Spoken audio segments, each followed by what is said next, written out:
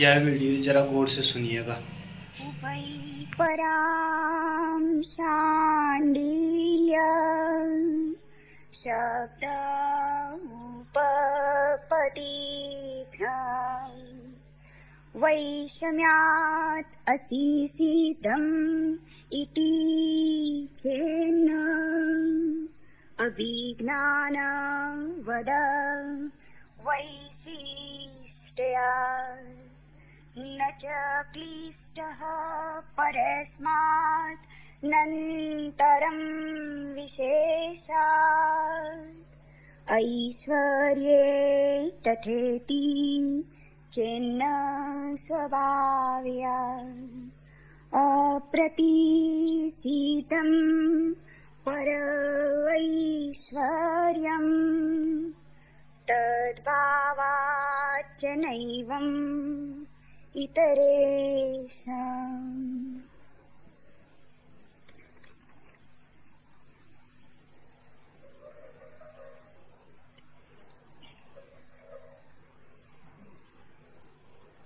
प्रभु को पाना कठिन,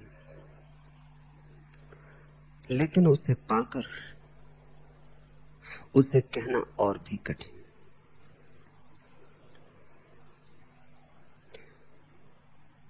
पाना इतना कठिन नहीं, क्योंकि वस्तुतः हम उससे क्षण भर को भी दूर नहीं हुए। मछली सागर में ही है, सागर का विस्मरण हुआ है। जिस क्षण याद आ जाएगी उसी क्षण सागर मिल गया। सागर छूटा कभी ना था। संपत्ति गंवाई नहीं, संपत्ति ऐसी है ही नहीं जो गंवाई जा सके। तुम्हारे प्राणों का प्राण है, तुम्हारी श्वासों की श्वास है, तुम्हारे हृदय की धड़कन है। विस्मरण हो गया है। जब स्मरण आ जाएगा तभी संपदा उपलब्ध हो जाएगी। उपलब्ध थी ही। जैसे कोई सम्राट भूल जाए सपने में कि मैं सम्राट हूं और भिखारी हो जाए और भीख मांगे और दर दर कुछा कुछा भटके और सुबह आंख खुले तो हंसे। बस वैसी ही ईश्वर की अनुभूति है। हमने उसे कभी खोया नहीं। संसार एक सपना है जिसमें हम सो गए, एक नींद जिसमें विस्मरण हुआ। जब भी आंख खुल जाएगी तभी हंसी आएगी। हंसी आएगी इस बात पर कि जिसे हम खो ही नहीं सकते थे उसे भूल कैसे गए, लेकिन जिसे नहीं खो सकते उसे भी भूल जा सकते हैं। विस्मरण संभव है, स्मरण संभव है। न तो परमात्मा खोया जाता और न पाया जाता। जब हम कहते हैं पाया तो उसका अर्थ इतना ही है कि पुनः स्मरण हुआ, सुरति आई। खोया उसका अर्थ है कि विस्मरण हुआ, सुरति गई। खोने का अर्थ नींद आ गई, झपकी लग गई। पाने का अर्थ जाग गए, आंख खुल गई। इसलिए जिन्होंने पाया उनको हमने बुद्ध पुरुष कहा है, जागे हुए लोग। बुद्ध को जब मिला तो किसी ने पूछा कि क्या मिला। बुद्ध ने कहा मिला कुछ भी नहीं, जो मिला ही था उसका पता चला। खो जरूर बहुत कुछ गया। मैं खो गया, अस्मिता खो गई, अज्ञान खो गया, चिंता खो गई, दुख खो गया, नरक खो गया, खो बहुत गया। मिला कुछ भी नहीं। मिला तो वही जो मिला ही था, उसकी याद लौट आई। बीच में जो कूड़ा करकट इकट्ठा था, पहाड़ खड़े हो गए थे अहंकार के, उनके हटते ही सूरज प्रकट हो गया। सूरज कभी खोया न था, बीच में पहाड़ खड़े हो गए थे। जिससे बादल घिर जाएं और सूरज दिखाई ना पड़े, तब भी सूरज उतना ही है जितना तब जबकि दिखाई पड़ता है और आकाश में बादल नहीं होते। मेघाच्छन्न हो तुम, बादलों से घिर गए हो, भीतर सूरज उतना ही प्रज्वलित है। वह ऐसा सूरज नहीं जो बुझ जाए।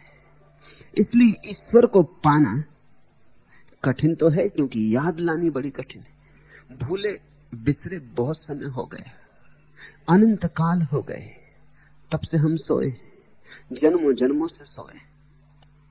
कठिन तो है, असंभव नहीं।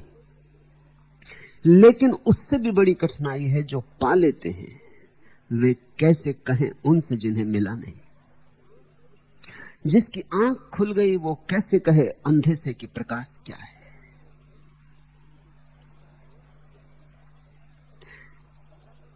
जिसका बहरापन चला गया वो कैसे कहे बहरे से ध्वनि क्या है, संगीत क्या है। कोई भी उपाय नहीं सूझता। रामकृष्ण कहते थे एक अंधा आदमी कहीं मेहमान था, खीर बनी, उसे खीर परोसी गई। गरीब था, अंधा था, पहली दफा खीर मिली थी, उसे बहुत भाई। उसने पास बैठे आदमी से पूछा यह क्या है।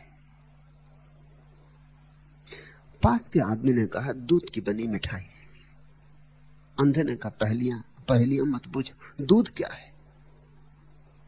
पास बैठे आदमी ने कहा तो झंझट हुई, पंडित होगा इसलिए इसकी तो फिक्र ही नहीं की कि आंख का अंधा है जिसको मैं समझा रहा हूं। कहा दूध का रंग सफेद होता है। उस अंधे ने कहा ये और उलझन हो गई, ये सफेद क्या। पंडित भी पंडित ही था, हार नहीं मानी। उसने कहा सफेद क्या, बगुला देखा है कभी, बगुले जैसा सफेद। उस अंधे को तो मामला और उलझता गया, खीर से चला बगुले पे पहुंच गया। अब अंधे ने बगुला कब देखा। उसने पूछा कि कुछ ऐसा करो कि मैं समझूं, मैं अंधा आदमी हूं, तुम बगुले को मुझे समझाओ। तब उस पंडित को याद आई कि मैं किससे बात कर रहा हूं, अंधे को कैसे समझाऊं। तो उसने अपना हाथ उसके पास किया, हाथ टेढ़ा किया और कहा मेरे हाथ पे हाथ फेरो। इस तरह बगले की गर्दन होती। अंधे ने उसके हाथ पर हाथ फेरा, बड़ा खुश हो गया। उसने कहा अब मैं समझा कि खीर तिरछे हाथ की तरह होती। ऐसे ही सारे शास्त्र अंधों के हाथ में पड़ के खो जाते। बुद्ध एक बात कहते हैं, तुम कुछ और समझते हो, कसूर तुम्हारा भी नहीं, कसूर बुद्ध का भी नहीं। दोनों के बीच जो लेन देन होता है वहीं कुछ भूल चूक हो जाती। बुद्ध किसी और लोग से कहते हैं, तुम किसी और लोग से समझते हो। तुम्हारा क्या कसूर। अगर तुमने रोशनी नहीं देखी तो कोई रोशनी की बातें करे, चांद तारों की बातें करे, आकाश में तने हुए इंद्रधनुषों की बातें करे और तुम्हें समझ में ना आए, रंगों की बातें करे और तुम्हें समझ में ना आए, तुम्हारा कसूर क्या। और वह भी क्या करे जिसने रंग देखे हैं, रंग रंगों से ही कहे जा सकते और कोई उपाय नहीं। पश्चिम का बहुत बड़ा विचारक था लुडविग विस्किंटीन। विटकेंस्टीन ने कहा है कि जो न कहा जा सके उसे कहना ही मत।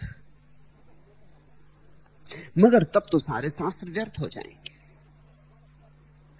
तब तो आग लगा देनी पड़ेगी वेद में, उपनिषद में, कुरान में, सांडिल्य सूत्र में। क्योंकि इन सबकी चेष्टा यही है कि जो न कहा जा सके उसे कहना है।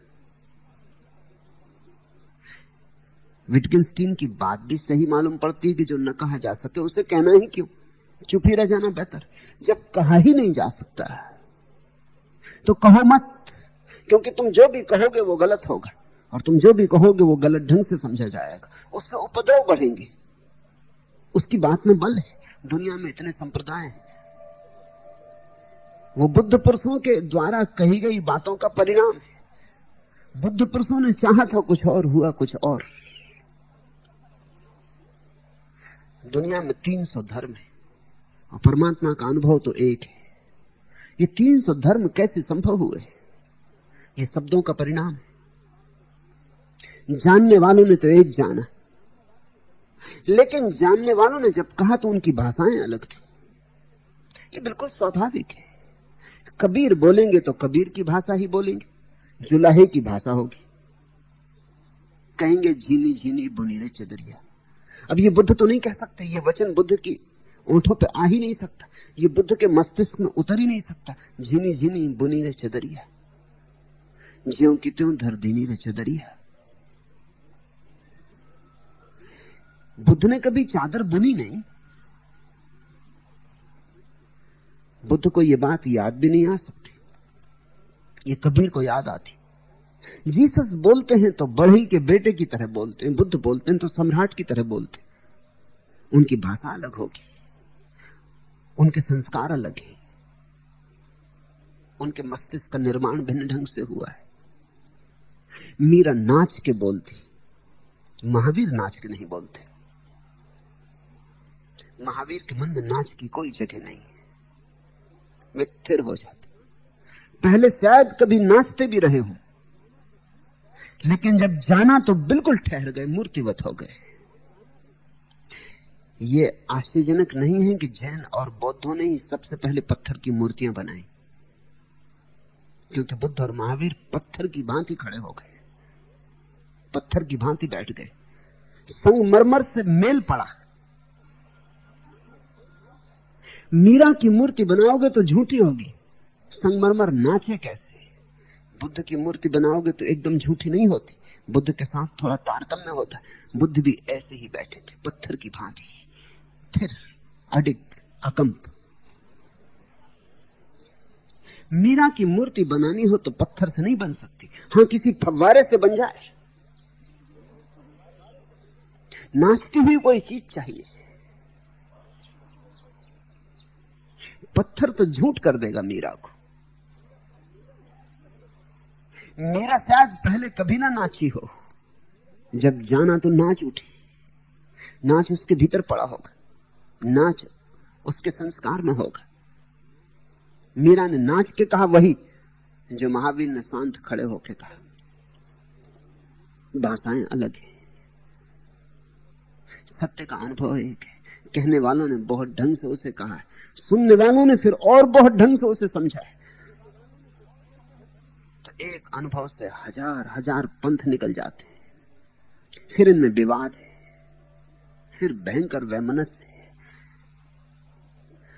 फिर एक दूसरे की निंदा है, फिर अपने को सही और दूसरे को गलत करने का उपाय है। तर्क जाल है, विवाद है। इसी विवाद में धर्म खो गए।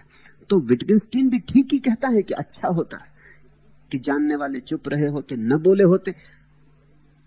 विटगेंस्टीन ये भी कहता है कि तुम जब कहते हो कि उसे कहा नहीं जा सकता, तो ये भी तो तुमने कहा, इतना भी कहा जा सकता है क्या? इतना भी नहीं कहा जा सकता। फिर भी सांडिल्य और नारद और बुद्ध और महावीर और कृष्ण और क्राइस्ट जिन्होंने कहा है, उनकी भी मजबूरी हमें समझनी चाहिए। जब ये घटना घटती है और सत्य मिलता है, तो उस मिलने के साथ ही ये प्रेरणा भी मिलती है कि कह दो, बांट दो। ये प्रेरणा उसमें अंतर्निहित है, बाहर से नहीं आती। ऐसा नहीं है कि जब मीरा को सत्य मिला तो उसने सोचा कि कहूं या ना कहूं। सोचा होगा इतना ही कि कैसे कहूं, कहना तो पड़ेगा ही। यह भी हो सकता है कि कोई मौन से कहे, चुप रह के कहे, लेकिन वो भी कहने का एक ढंग है। तुम नहीं जानते, कई बार तुम मौन से बहुत सी बातें कहते हो। कहावत है मौनम सम्मति लक्षणम। जब कोई चुप रह जाए तो समझ लेना स्वीकार कर लिया उसने। ये भी कहने का ढंग हुआ। हाँ नहीं कहा उसने, लेकिन चुप रह गया। ना भी नहीं कहा उसने। अगर ना उसे कहना होता तो ना उसने कही होती कि कहीं भ्रांति ना हो जाए, कहीं कोई चुप्पी को स्वीकार ना समझ ले। चुप रह गया, उसने हां भर दी। कभी कभी चुप रह के तुम ना भी करते हो। तुम्हारा चेहरा कहता है, तुम्हारी चुप्पी का गुणधर्म कहता है, तुम्हारी आंखें कहती, तुम्हारी भाव भंगिमा कहती। आदमी चुप रह के भी कहता है, बोल के भी कहता है, कहे बिना चारा नहीं। जानेगा जो परमात्मा को, उसी जानने के साथ एक अंतः प्रेरणा मिलती है कि बांट दो, कह दो, लुटा दो। क्योंकि कितने लोग भटक रहे हैं और कितने लोग पाना चाह रहे हैं, और मुझे मिल गया, मैं धन्यभागी हूं। मगर इसके साथ ही एक दायित्व भी मिलता है कि अब इसे बांट दूं, इसे कह दूं। जैसे बादल जब भर जाता है तो उसे बरसना ही पड़ता है। कोई बादल ऐसा थोड़ी सोचता है कि अब बरसूं कि ना बरसूं। जब माँ के पेट में बच्चा 9 महीने रह चुका तो जन्म होगा ही। ऐसा थोड़ी कि 9 महीने के बाद माँ सोचती है कि अब जन्म दूं या ना दूं, इसके कोई उपाय नहीं। जब बीज जमीन में पड़ा रहता है और ठीक घड़ी अवसर आ जाता है, ऋत आ जाती, तो फूटता ही है। और जब दिया जलता है तो रोशनी भी फैलती ही है। और जब तुम्हारे प्राणों में गीत होगा तो आज नहीं कल तुम्हारे ओंठों पर गुनगुनाया भी जाएगा। और अगर तुम्हारे पैरों में नाच होगा तो आज नहीं कल तुम घूंघर बांधोगे और नाचोगे। पद घुंघरू बांध मेरा नाची रे, बचा नहीं जा सकता। सत्य के अनुभव के साथ ही एक महत्व प्रेरणा आती, सत्य के साथ ही आती, सत्य में निहित आती। ये सत्य के बाहर नहीं होती, सत्य के भीतर छिपी होती। सत्य बटना चाहता है, इसे हम ऐसा समझें, क्योंकि सत्य का तो अनुभव नहीं। तुम्हारे जीवन में कुछ अनुभव हो उसे समझना चाहिए। जब भी तुम आनंदित होते हो तब तुम बांटना चाहते हो। आनंदित आदमी संग साथ खोजता है, कोई मिल जाए, किसी से 2 बात कर लेते, किसी से दिल खोल लेते, हंस लेते, बोल लेते। लेकिन जब तुम बहुत गहन दुख में होते हो तब बोलना कठिन मालूम होता है। तब तुम चाहते हो कोई छेड़े ना, कोई बोले ना। तब तुम चादर ओढ़ के अपने कमरे में दरवाजा द्वार बंद करके पड़ रहना चाहते हो। तुम चाहते हो सब तरफ से अपने को बंद कर लो। कभी कभी गहन दुख में आदमी आत्मघात भी कर लेता है। वो आत्मघात भी इसी की सूचना है कि वो चाहता है कि मैं परिपूर्ण रूप से बंद हो जाऊं, अब कभी किसी से दोबारा न मिलना हो, न बोलना हो, न संबंध बनाना हो, बात समाप्त हो गई। आदमी अपनी कब्र में छिप जाना चाहता है तो आत्मघात करता है। जब तुम आनंदित होते हो, जब तुम थिरकते हो, आनंद से पुलक से भरे होते हो, तब तुम संग साथ खोजते हो, तब तुम मित्र खोजते हो। अकेले में समाता नहीं, कोई और चाहिए जो थोड़ा बांट ले। भारी हो जाता है आनंद। सत्य के आनंद का तो क्या कहना। बूंद में सागर आ गया है, बूंद फटी पड़ती। छोटे से आदमी में परमात्मा उतर आया है। प्रकाश समाता नहीं, बाढ़ आई है, सब कूल किनारे तोड़कर बहने लगता है प्रकाश। विटगेंस्टीन ठीक कहता है, लेकिन विटगेंस्टीन को सत्य का कोई अनुभव नहीं। विटगेंस्टीन दार्शनिक की तरह कहता है कि जो न कहा जा सके वो नहीं कहना चाहिए। तर्क युक्त है बात, लेकिन उसे कुछ अनुभव नहीं। काश उसे अनुभव होता तो उसे पीड़ा पता चलती, उनकी पीड़ा जिन्होंने जाना है।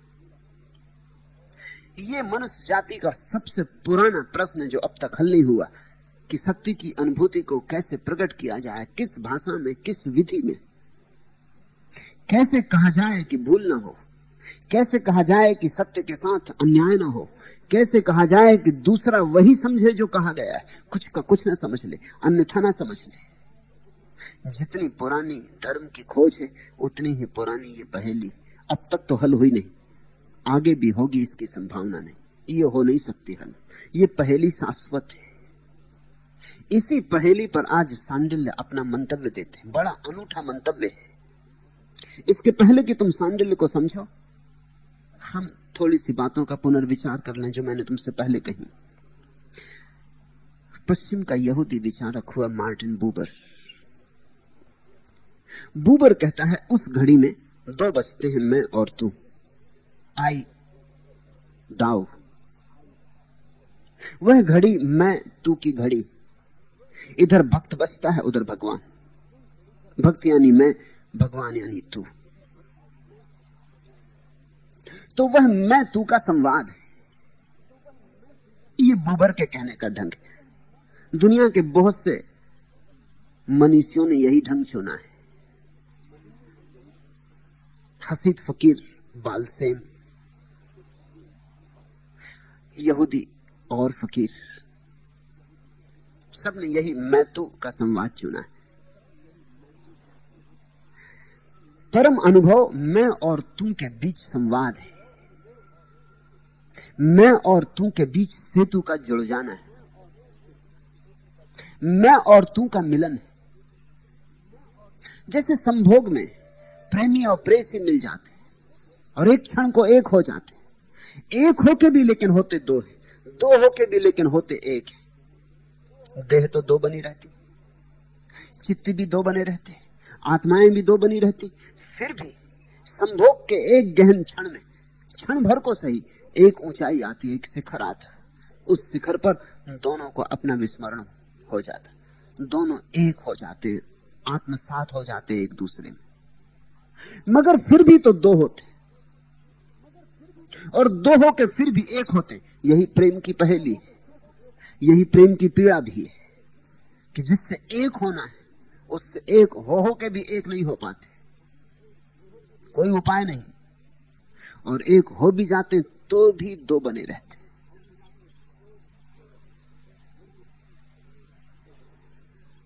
बूबर कहता है जो संभोग की घड़ी उसमें थोड़ी झलक मिल सकती है उस परम संवाद की जो भक्त और भगवान के बीच होता है।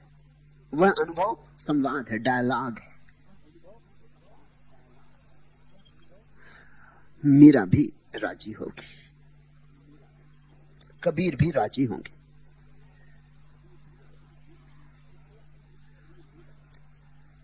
जुन्नैद भी राजी होगा, सूफी फकीरों का बहुत बड़ा हिस्सा राजी होगा कि यह बात सच है। ये एक ढंग है कहने का। दूसरा ढंग है महर्षि काश्यप का, कामेश्वर्य पदाम काश्यपा परत्वात्।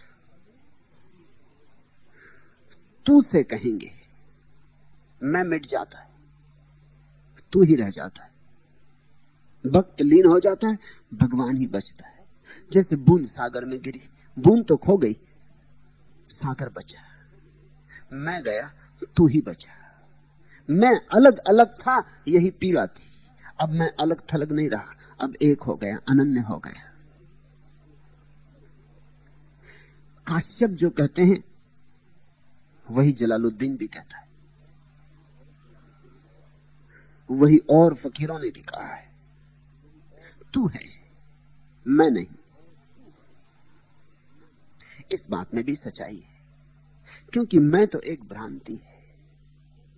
उस परम क्षण में कैसे मैं बचेगा? परमात्मा सत्य है, सागर सत्य है, बूंद का होना क्या, क्षणभंगुर, सीमित। सीमा जब असीम से मिलेगी तो असीम तो बचेगा, सीमा खो जाएगी। और ध्यान रखना, असीम बढ़ता नहीं है एक बूंद के गिरने से। इसलिए उपनिषद कहते हैं उस पूर्ण से हम पूर्ण को निकाल लें तो भी पूर्ण पीछे शेष रहता है, उस पूर्ण में हम पूर्ण को डाल दें तो भी पूर्ण उतना का उतना ही रहता है। असीम में ना तो कुछ घटता है ना कुछ बढ़ता है। देखते कितनी नदियां सागर में गिरती है, लेकिन सागर में ना कुछ बढ़ता है ना कुछ घटता है। कितने बादल सागर से उठते ना कुछ घटता, कितनी नदियां सागर में गिरती ना कुछ बढ़ता। सागर वैसा का वैसा। और सागर ध्यान रहे असीम नहीं, सागर की सीमा है, बड़ी है सीमा मगर सीमा है। परमात्मा असीम है। तो काश्यप कहते हैं ईश्वर बचता है, कामेश्वर्य पदाम।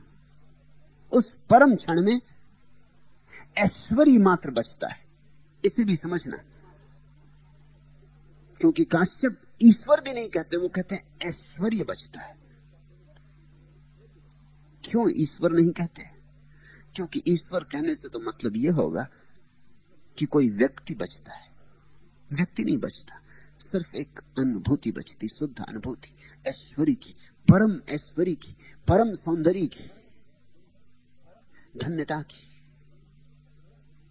ईश्वर कहने से ऐश्वर्य कहना ज्यादा ठीक है, क्योंकि ईश्वर व्यक्तिवाची, और जहां व्यक्ति है वहां अहंकार। परमात्मा में कहां अहंकार, वहां कोई मैं भाव नहीं, वहां शुद्ध ऐश्वर्य।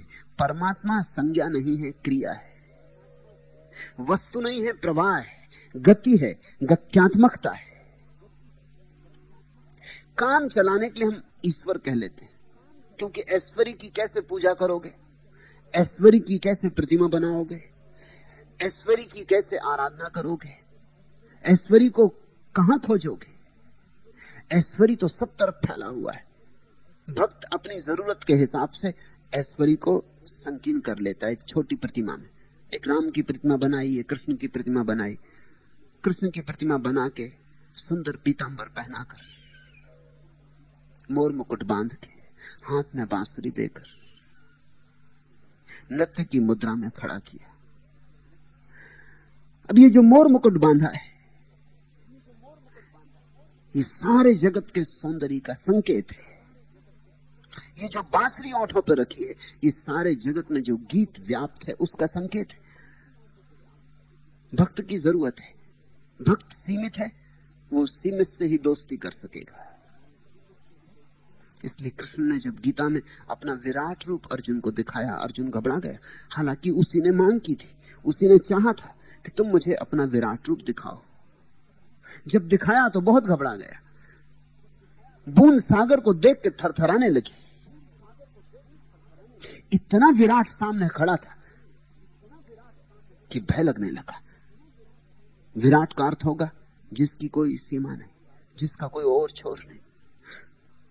उस ओर छोरहीन के सामने खड़े होके तुम कपना जाओगे तो क्या करोगे? भक्त अपनी जरूरत के हिसाब से अपनी मात्रा में भगवान बना लेता है। सारा जगत सौंदर्य से भरा है, लेकिन इस सौंदर्य को देखने के लिए तो बड़ी प्रगाढ़ आंखें चाहिए। इस सारे सौंदर्य को मोर मुकुट में समा लेता है। जगत में तो संगीत गूंज रहा है, ओंकार का नाद हो रहा है। वृक्षों से हवाएं गुजरती हैं और ओंकार का नाद है। आकाश में बादल गरजते हैं और ओंकार का नाद है। सब तरफ ध्वनि है। उस ध्वनि के भीतर छिपा हुआ सत्य भक्त ने पकड़ लिया बांसुरी में। ये बांसुरी समझ में आ जाती है। इसे कृष्ण के ओंठों पर रख दिया है, ये पीतांबर पहना दिया है। ये पीतांबर इस सूरज का पीला प्रकाश है जो सारे जगत को घेरे हुए है, जिसके बिना जीवन नहीं है। ये सारी पृथ्वी पीतांबर ओढ़े। इसे पीतांबर को ओढ़ के तुम जी रहे हो, वृक्ष जी रहे हैं, पशु पक्षी जी रहे हैं, मगर आंखों में कहां समाये इस विराट को। कृष्ण को पीतांबर ओढ़ा दिया है। धूप का प्रतीक है, सूर्य का प्रतीक है, जीवन का प्रतीक है। उनके पैरों को नृत्य की मुद्रा में रखा है, क्योंकि सारा जगत एक महोत्सव है, नृत्य है। कृष्ण को खोजने जाओगे तो कहीं तुम्हें ऐसा कोई व्यक्ति मिलेगा नहीं। ध्यान रखना कि मोर मुकुट बांधे, पीतांबर पहने, बांसुरी लिए, नृत्य की मुद्रा में खड़ा तुम्हारी प्रतीक्षा कर रहा हो। अब तक थक भी गया होगा, कभी का उदास हो गया होगा कि अब तुम नहीं आते, बहुत देर हो गई। अब तक नाटक का पर्दा गिर भी चुका होगा। कब तक प्रतीक्षा होगी? नहीं, कोई व्यक्ति कहीं है नहीं। इसलिए काश्यप ने कहा तामेश्वरी पदाम, वह ऐश्वरी, ईश्वर नहीं। काश्यपा परतवात, वह तू।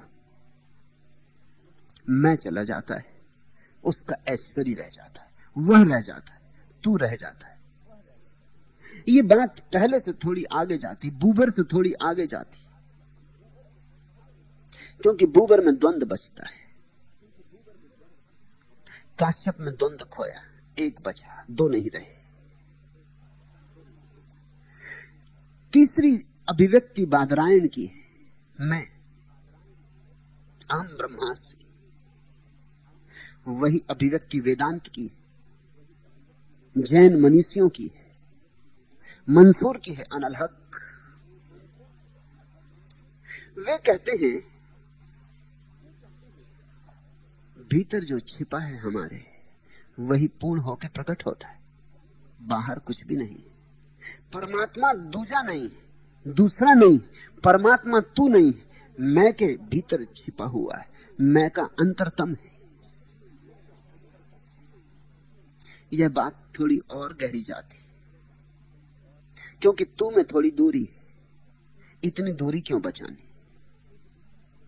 परमात्मा मेरा ही स्वभाव है। इसलिए बादरायण कहते हैं आत्मेक पराम वादरायणा, वह आत्म पर है, वह मेरा मैं है। ये तुम्हारा मैं नहीं, जिसको तुम दिन रात दोहराते रहते हो, मैं। ये तो भ्रांत में है, ये तो नकली सिक्का है। असली सिक्का तब जब परमात्मा तुम्हारे भीतर मैं होकर प्रकट होता है, उसमें कोई अहंकार नहीं होता, उसमें कोई मैं भाव नहीं होता।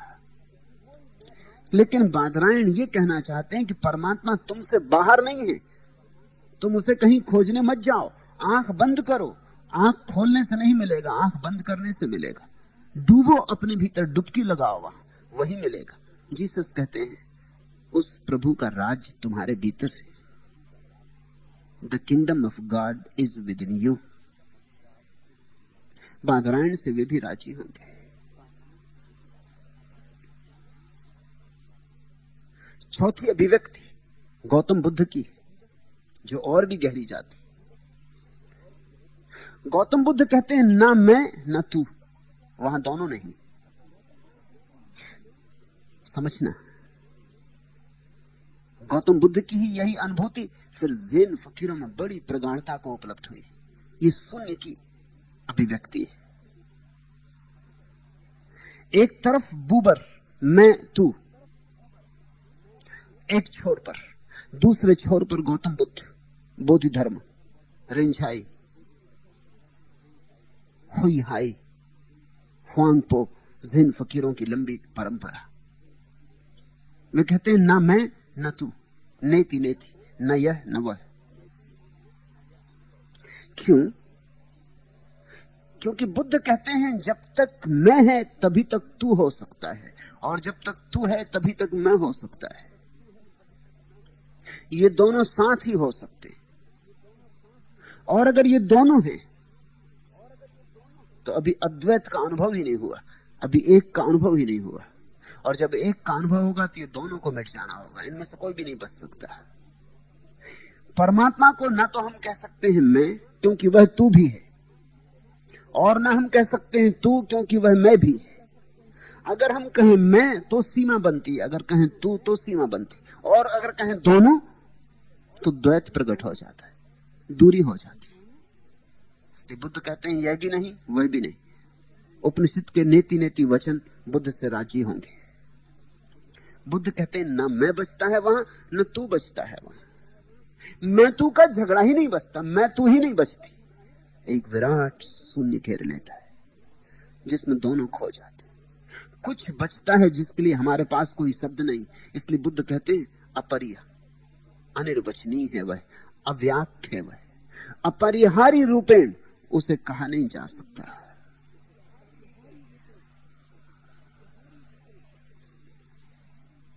ये चार सामान्य उत्तर, सांडिल्य का उत्तर पांचवा जो और भी गहरा जाता है। सांडिल्य कहते हैं उभय पराम सांडिल्या शब्दा उपपत्तिभ्याम। शब्द और उपपत्ति द्वारा सांडिल्य इसको उभय पर कहते हैं। सांडिल्य कहते हैं ये जो जितनी बातें कही गई सब ठीक हैं और फिर भी कोई ठीक नहीं। सांडिल्य का वक्तव्य बहुत अनूठा है। सांडिल्य कहते हैं ये जितनी बातें कही गई, मैं तू, तू मैं, न तू, ये सब बातें एक अर्थ में सही है, किसी दृष्टि से सही है, मगर एक ही दृष्टि से सही है, शेष दृष्टियों से गलत है। सांडिल्य कहते हैं यह कहना कि ना मैं न तू, यह भी सच नहीं है, क्योंकि जहां ना मैं बचा न तू बचा, वैसी स्थिति को खोज करने की जरूरत भी क्या है। अगर दोनों बचे तो संसार बच गया। मैं तू का सारा झगड़ा सूक्ष्म हो गया लेकिन बच गया। अगर एक बचा तो आधा सत्य प्रकट होता है, दूसरा बचा तो भी आधा सत्य प्रकट होता है। ये सब एकांगी दृष्टियां हैं, ये कहने के ढंग है, इनसे कहने की मजबूरी पता चलती, लेकिन सत्य का उद्घोष नहीं होता। सांडिल्य कहते हैं उभय पर, वह दोनों हैं दोनों नहीं, वह यह भी है वह भी है।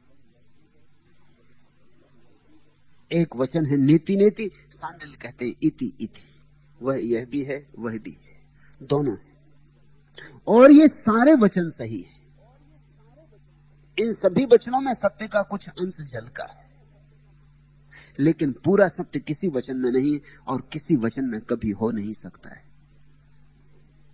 पूर्ण सत्य के लिए शब्द बहुत छोटे। परमात्मा को प्रकाश कहें कि अंधकार? प्रकाश कहें तो फिर अंधकार कहां से आता है? फिर कोई और परमात्मा मानना पड़ेगा जिससे अंधकार आता है। उसको शैतान कहो या कोई और नाम दो, मगर फिर और कोई परमात्मा मानना पड़ेगा। अगर परमात्मा को अंधकार कहें तो प्रकाश कहां से आता? अगर परमात्मा को दोनों कहें, अंधकार और प्रकाश, तो हमारे मन में बड़ी झंझट खड़ी होती कि दोनों कभी साथ तो पाए नहीं जाते। जहां अंधकार होता है वहां प्रकाश नहीं होता, जहां प्रकाश होता है वहां अंधकार नहीं होता। अगर दोनों कहो तो दोनों हमने कभी साथ देखे नहीं, वो बात जमती नहीं, विरोधाभासी मालूम पड़ती। अगर कहो दोनों नहीं है तो हमारा सारा अनुभव, हमारी आंख का सारा अनुभव दो का ही है, प्रकाश और अंधकार। अगर दोनों नहीं है तो फिर बात ही खत्म हो गई, फिर हमारे बस के बाहर हो गई बात, फिर तो हम समझ ही ना पाएंगे। ये अड़चन है। सांडिल्य कहते हैं सभी वचनों में सत्य का अंश है। सांडिल्य स्यातवादी, वे कहते हैं प्रत्येक वचन में सत्य की थोड़ी सी झलक है। एक पहलू प्रकट हुआ है लेकिन और पहलू दबे रह गए। उन पहलुओं को भूल मत जाना। सत्य उभय पर है सभी पहलुओं में। जिसने कहा परमात्मा अंधकार है वह भी सच कह रहा है, क्योंकि परमात्मा में कुछ गुण हैं जो अंधकार के ही, गहनता, गहराई, शांति, विश्राम। और जिन्होंने कहा परमात्मा प्रकाश है वे भी ठीक कहते हैं, क्योंकि परमात्मा में कुछ गुण हैं जो प्रकाश के। सब स्पष्ट हो जाता है, सब दिखाई पड़ता है, सब रोशन हो जाता है, आंख खुल जाती, कुछ छिपा नहीं रह जाता। अंधेरे में तो सब छिप जाता है, परमात्मा में तो सब प्रकट हो जाता है। परमात्मा में कुछ लक्षण प्रकाश के भी हैं, कुछ लक्षण अंधकार के भी। और चूंकि परमात्मा समग्रता है इसलिए उसे दोनों ही होना चाहिए, मगर हमारी भाषा की अड़चन है। हम दोनों कहें तो तार्किक दृष्टि से कठिनाई खड़ी होती। दोनों इंकार कर दें जैसा बुद्ध ने किया तो तार्किक झंझट से तो बच गए, लेकिन न मैं न तू, न अंधकार न प्रकाश, न जीवन न मृत्यु, न वसंत न पतझड़, तब वह है क्या? तब हाथ में कुछ पकड़ नहीं आता, सब सारी पकड़ छूट जाती, तब हाथ कोरे के कोरे रह जाते। तो इतनी लंबी चर्चा और परिणाम क्या? तो रात भर रामलीला देखी और सुबह प्रश्न वहीं के वहीं खड़ा है कि सीता राम की कौन थी। कुछ हल नहीं हुआ। सांडिल्य की बात समझना। सांडिल्य कहते हैं उभय पराम। ये जो द्वंद्व हैं शब्दों के, इन दोनों को ही समझना होगा। सब द्वंद्वों के बीच छिपा है, सब द्वंद्वों के बीच निर्द्वंद बैठा है। जीवन भी वही है, मृत्यु भी वही है, प्रकाश भी वही, अंधकार भी वही, और दोनों के पार भी वही। दोनों भी और दोनों के पार भी उभय पराम। इसलिए उपनिषद कहते हैं वह पास से पास और दूर से दूर। ये उभय पराम की भाषा है। अगर कहो कि दूर तो खोज मुश्किल हो जाती, अगर कहो पास तो खोजने की जरूरत नहीं रह जाती। फिर कितने ही पास हो तब भी तो दूरी होती। पास भी तो दूर होने का ही एक ढंग है। फिर कहो क्या? उपनिषद कहते हैं दोनों उभय पराम। वह दूर से भी दूर, पास से भी पास। जब तक नहीं पाया तब तक दूर से दूर, और जब पाओगे तो पाओगे पास से भी पास। जब तक सोए तब तक दूर से दूर, जब जागोगे तो पाओगे पास से भी पास। पहले जो चार मंतव्य हैं उनसे संप्रदाय निर्मित होते। क्यों? उनमें एक खूबी है, वे स्पष्ट है। जैसे काश्यप कहता है तू, या बादरायण कहते हैं मैं। बात साफ है, इसमें उलझन नहीं। सच तो यह है, स्पष्टता के कारण ही सत्य की बलि दे दी गई। दो में से एक ही चुन सकते हो। अगर सत्य को चुनोगे तो विरोधाभासी होना पड़ेगा, उलझन रहेगी, अस्पष्टता रहेगी, अतर्क हो जाएंगे वक्तव्य। अगर स्पष्टता चुननी है तो सत्य आंशिक ही हो सकता है, पूर्ण नहीं हो सकता, क्योंकि पूर्ण सत्य विरोधाभासी है। इसमें हम कुछ कर नहीं सकते, कोई कुछ नहीं कर सकता। ऐसा सत्य का स्वभाव है कि सत्य अपने से विपरीत को भी अपने भीतर लिए हुए। जीवन में मृत्यु छिपी, देखते नहीं। प्रेम में घृणा छिपी है, देखते नहीं। मित्र में ही शत्रु छिपा है, देखते नहीं। किसी को शत्रु बनाना हो तो पहले मित्र बनाना पड़ता है। ये भी खूब अजीब बात है। तुम किसी को सीधा शत्रु नहीं बना सकते। कैसे बनाओगे? पहले मित्र तो बनाओ, तब शत्रुता पैदा होती। इसलिए जितना बड़ा मित्र हो उतना ही बड़ा शत्रु हो सकता है। पश्चिम के चाणक्य मैकियावेली ने अपने प्रसिद्ध ग्रंथ प्रिंस में लिखा है, राजाओं को सलाह दी कि जो बात तुम अपने शत्रुओं से न कहना चाहो उसे अपने मित्रों से भी मत कहना, क्योंकि मित्र ही कभी शत्रु बन जाते। और जो बात तुम अपने मित्रों के संबंध में न कहना चाहो वो शत्रुओं के संबंध में भी मत कहना, क्योंकि आज नहीं कल शत्रु ही मित्र बन जाते। फिर पीछे झंझट होगी, पछतावा होगा कि ऐसा न कहा होता तो अच्छा था। मैकियावेली की बात में बड़ा अर्थ है। मैकियावेली ये कह रहा है, शत्रु में मित्र छिपा है, मित्र में शत्रु छिपा है, घृणा में प्रेम, प्रेम में घृणा। समृद्धि में दरिद्रता छिपी, दरिद्र में समृद्धता छिपी। तुम देखते ना, बुद्ध और महावीर अपने साम्राज्य छोड़ के दरिद्र हो गए। एक बात उनकी समझ में आ गई होगी कि समृद्धि में दरिद्रता छिपी और दरिद्रता में समृद्धि छिपी। नंगे होके सम्राट हो गए और सम्राट होके नंगे थे, सम्राट होके भिखारी थे और भिखारी होके सम्राट हो गए। यहां द्वंद्व जुड़े, यहां सब चीजें एक दूसरे में छिपी। स्वास्थ्य में बीमारी छिपी, बीमारी में स्वास्थ्य छिपा है। जब तक तुम बीमार हो सकते हो तब तक तुम जिंदा हो। मरा हुआ आदमी बीमार नहीं हो सकता। अब क्या बीमार होगा? जिंदा आदमी बीमार हो सकता है, और जो बीमार है वो स्वस्थ हो सकता है, जो स्वस्थ है वो बीमार हो सकता है। तो स्वास्थ्य और बीमारी विपरीत है, इतना ही मत समझना। भीतर जुड़े हैं, एक ही ऊर्जा के दो छोर हैं।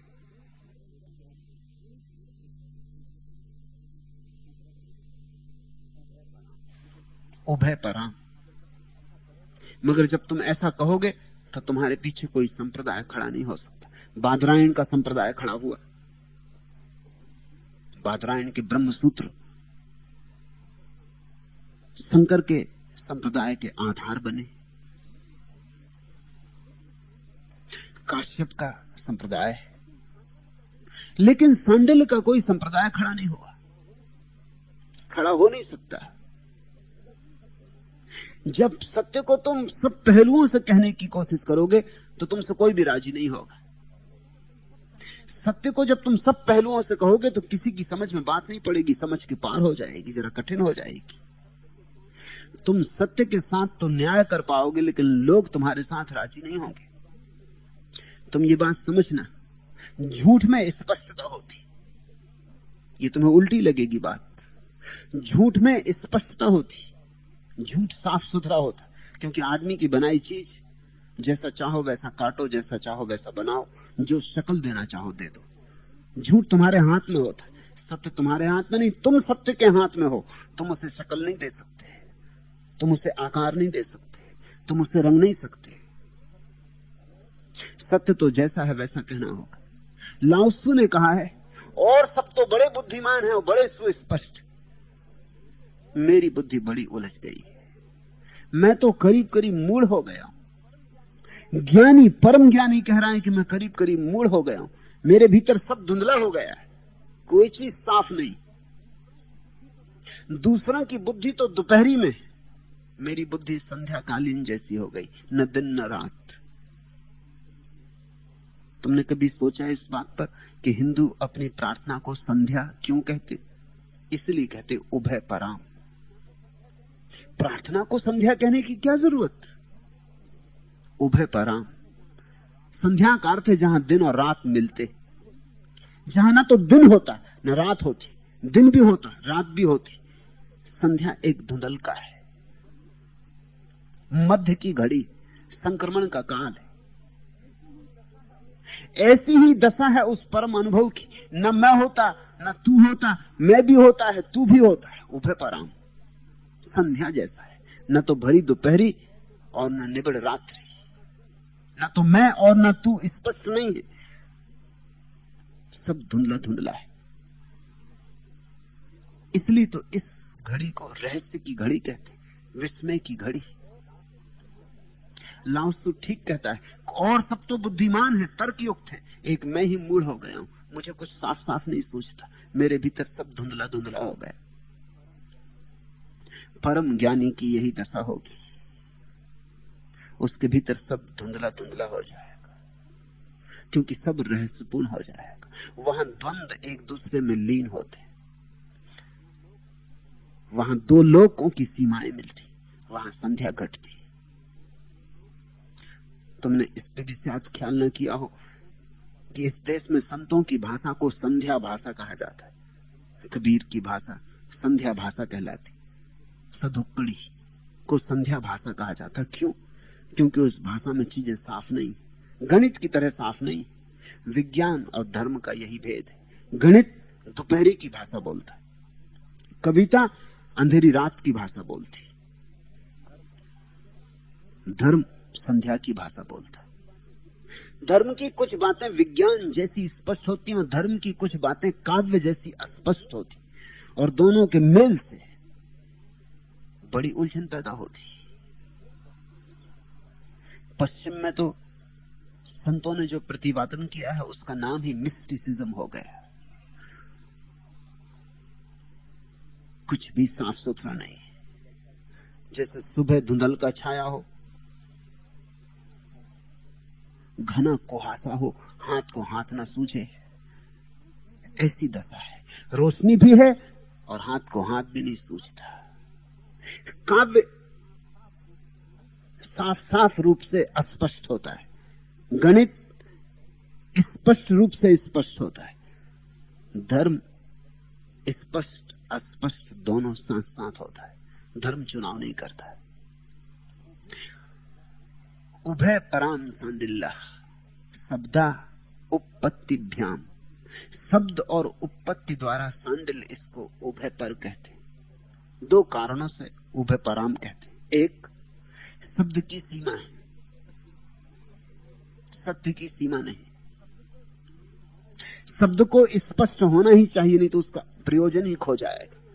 अंधेरे का अर्थ अंधेरा ही होना चाहिए, और प्रकाश का अर्थ प्रकाश ही होना चाहिए, और गर्मी का अर्थ गर्मी और सर्दी का अर्थ सर्दी। नहीं तो शब्द का अर्थ क्या रहेगा? कभी शब्द का अर्थ एक हो, कभी दूसरा हो, सब घोलमेल हो, खिचड़ी हो, तो शब्द तो बोलना ही मुश्किल हो जाएगा। शब्द की तो जीवन प्रक्रिया ही यही कि उसे स्पष्ट होना चाहिए। अब तुम ऐसा समझो कि तुमने एक हाथ को सिगड़ी पर तपाया और एक हाथ को बर्फ पर रख के ठंडा किया, फिर दोनों हाथों को एक बाल्टी में भरे पानी में डुबा दिया। अब तुमसे कोई पूछे कि पानी बाल्टी का ठंडा है या गर्म, तो मुश्किल में पड़ जाओगे। एक हाथ कहेगा ठंडा और एक हाथ कहेगा गर्म। पानी बाल्टी का एक ही तापमान पर है, एक हाथ कहता ठंडा। जिस हाथ को तुमने सिगड़ी पर तपा लिया है वो हाथ कहता ठंडा, जिस हाथ को तुमने बर्फ पे ठंडा कर लिया वो हाथ कहता गर्म, कुनकुना। किसकी बात सच मानोगे? पानी दोनों है। सर्दी और गर्मी दो चीजें नहीं है, एक ही चीज की दो नाम है। लेकिन भाषा में तो अलग करना पड़ेगा, नहीं तो मुश्किल हो जाएगी। भाषा में तो साफ साफ सीमाएं बनानी पड़ेगी, भाषा में तो व्याख्या देनी होगी।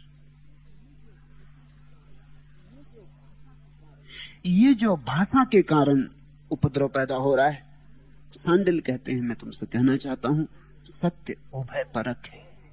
दोनों है और दोनों नहीं है, और दोनों के पार है। इसलिए किसी एक शब्द की सीमा में मत बंध जाना।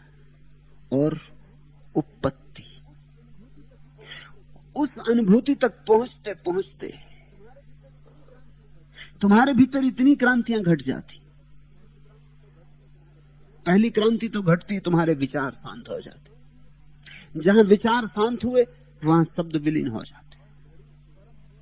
वह घड़ी परम मौन में घटती, वहां शब्द होते नहीं। दूसरी बात, वहां मन नहीं होता। मन तो विचारों की प्रक्रिया का ही नाम है, वहां कोई मन नहीं होता, वहां कोई मनन नहीं होता, वहां कोई चिंतन नहीं होता। सत्य सामने खड़ा होता है, सत्य से तुम आपूर होते हो, भरे होते हो। चिंतन मनन की सुविधा कहां? चिंतन मनन तो आदमी तब करता है जब सामने कुछ नहीं होता, टटोलता है। चिंतन यानी टटोलना, अंधेरे में टटोलना। रोशनी हो गई, सब चीजें साफ है, फिर क्या चिंतन करोगे? वहां चिंतन अवरुद्ध हो जाता, आदमी अवाक होता है, ठक से सारा मन बंद हो गया और मन ही खबर देगा। जब तुम लौटोगे संसार में, अपने मित्रों के बीच, अपने परिवार में, अपने प्रियजनों में, और उनसे तुम कहोगे कि मैंने जाना, तो कौन खबर लाएगा? मन खबर लाएगा। और मजा यह है कि मन वहां था नहीं। खबर उससे देनी पड़ती जो वहां था नहीं, और जो वहां था वो कभी लौटता नहीं, उसे तुम ला नहीं सकते वापस, उसे लाने का कोई उपाय नहीं। तुम गए सागर तट पर। एक बड़ा प्रसिद्ध कवि था, वो गया सागर तट पर। उसकी प्रेसी बीमार पड़ी है अस्पताल में। सागर बड़ा सुंदर था, नीलिमा सागर की, सुबह की ताजी हवाएं, सूरज की ताजी किरणें। सागर के तट पर बड़ा सौंदर्य था, हवाएं बड़ी सुगंधित थी। वह बहुत पुलकित और आनंदित हुआ। उसने सोचा कि काश मेरी प्रेसी भी यहां होती। वह तो नहीं आ सकती, अस्पताल में बीमार पड़ी। उसके लिए क्या करूं? उसके लिए थोड़ी भेंट ले जाऊं। तो एक बड़ी पेटी लाया और पेटी में उसने सागर की हवाएं और रोशनी जो भी बन सकता था, पेटी खोल के और जल्दी से बंद करके ताला लगा के सील मोहर लगा दी। पहुंचा अस्पताल, बड़ा खुश था, सोचता था रोशनी भर लाया हूं, ताजी हवाएं भर लाया हूं, लेकिन पेटियों में कहीं हवाएं ताजी रहती। कितनी ही ताजी हवा भरो, पेटी में जाती ही बासी हो जाती, और पेटियों में कहीं रोशनी पकड़ी जाती। जब उसने पेटी खोली थी तो सूरज की किरणें चमकती उसने देखी पेटी पे पड़ती हुई। जल्दी से पेटी बंद कर दी थी तो सोच रहा था कि भीतर होंगी। कुछ चीजें हैं जो पकड़ में नहीं आती। उसने तो पेटी बंद कर दी थी और सब तरफ से मोम लगा दिया और ताले भी लगा दिए, लेकिन सूरज की किरणें कोई रुपए पैसे तो नहीं कि तुमने तिजोरी में बंद कर दी और ताला लगा दिया। सूरज की किरणें तो पेटी के बंद होते ही निकल गई। उन्हें बंद करने का कोई उपाय नहीं, कोई उन पे मुट्ठियां थोड़ी बांध सकता है। पर बड़ा खुश था, बड़ा प्रसन्न था। कल्पना कर रहा था कि पेटी जब खोलूंगा, अस्पताल में जगमगा उठेगी मेरी प्रेसी की आंखें। जब पेटी खोली तो प्रेसी थोड़ी हैरान थी। उसने कहा, तुम लाए क्या? खाली पेटी। उसने भी पेटी में देखा। उसने कहा, ये बड़ी हैरानी की बात है, जब मैंने बंद की थी तो खाली नहीं थी। जब बंद की थी तो सूरज की किरणें नाचती थी और ताजी हवा बहती थी। मैं तो यही सोच के इतने दूर इसे लाया कि थोड़ा सागर का अनुभव तुम्हारे लिए ले चलो। बस ऐसी ही हालत है जब तुम जाते हो उस परमात्मा के किनारे, प्रभु तीरे, उस तट से जब तुम अनुभव लाते हो। यहां तक लाते लाते जिन पेटियों में तुम लाते हो, शब्दों की पेटियां, उनमें सब मर जाता है। उसकी अनुभूति उस समय होती है जब मन नहीं होता, और जब तुम बताते हो तब मन का सहारा लेना पड़ता है। मन की गवाही, मन का उपयोग करना पड़ता है। इसलिए उस अनुभव की जो उत्पत्ति है वही इतनी भिन्न है, वही इतनी अनूठी कि उसे तुम शब्दों में नहीं पकड़ पाते। शब्दों के पार जाते हो तभी वह पकड़ में आती, और जब शब्दों में लाने की कोशिश करते हो तभी छूट छूट जाती। फिर भी सद्गुरु बोलते, इसलिए नहीं कि वे सोचते हैं बोल के कहा जा सकेगा, बल्कि इसलिए कि बोल के प्यास जगाई जा सकेगी। अब तुमने ये कवि की मूढ़ता देखी, फिर भी मैं कहता हूं उसने ठीक ही किया। इतना तो हुआ होगा कम से कम प्रेसी को, कवि की आंखों को देखकर कवि पेटी भर के लाया, नहीं ला सका जो लाना था, मगर भर के लाया तो जरूर लाने योग्य कुछ रहा होगा। प्यास तो जगी होगी उस प्रेसी में, उसके मन में एक पुलक तो आई होगी कि मैं भी जाऊं सागर तट पर, जब स्वस्थ हो जाऊंगी तब जाऊंगी, आज नहीं कल मैं भी यात्रा करूंगी।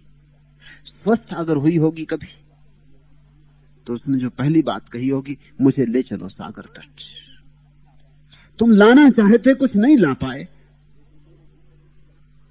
लेकिन मेरे भीतर एक प्यास जग गई।